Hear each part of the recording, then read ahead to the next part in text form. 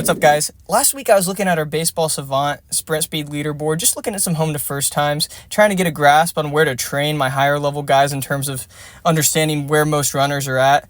And at the highest level, what we're seeing is the bulk of these players are somewhere between a 4.4 and a 4.7, with about 39% being under that. Our top end guys bucks in at a 4.06 on average. And in the past, with that kind of stuff in mind, we've used a lot of zone-based work.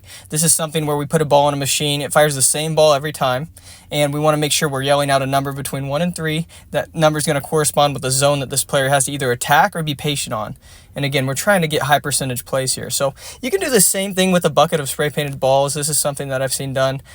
We've used this before. It works really well. There are some times there where we lack some feedback in terms of the timing, and maybe our steps aren't as aggressive because we haven't picked up the color soon enough, which in the game we see the runner quickly. So we wanted something that translates a little bit better to that. So this is something we kind of worked up. We've got 3 different recordings here, and you can hear this now. This is our sub 4 recording. This is timed for right at 4 seconds.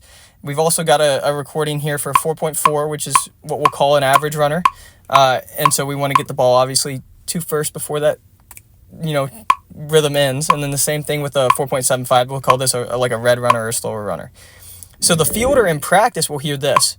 Right as the ball is fired, we start the clock, and we want to try to simulate this as yes, it's auditory, but we want it to feel visual just in terms of the timing. So we don't want to start this clock too early. We want to start this right as the ball is being struck, because we want this to mimic like a guy getting out of the box quickly.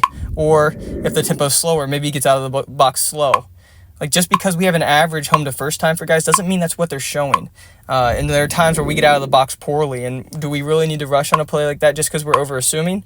So by being able to create this in terms of a more rhythmic pattern, it creates a more realistic situation for the infielder. It translates a little bit better, and then you get the immediate feedback of, okay, if that clock stopped and that rhythm stopped before the ball touches the first baseman or the net at first base, I know that I didn't get it there in time. So it really helps in terms of honing that clock in. All right, guys, I hope you liked the video. Be sure to check out my podcast. Episode 1 is up.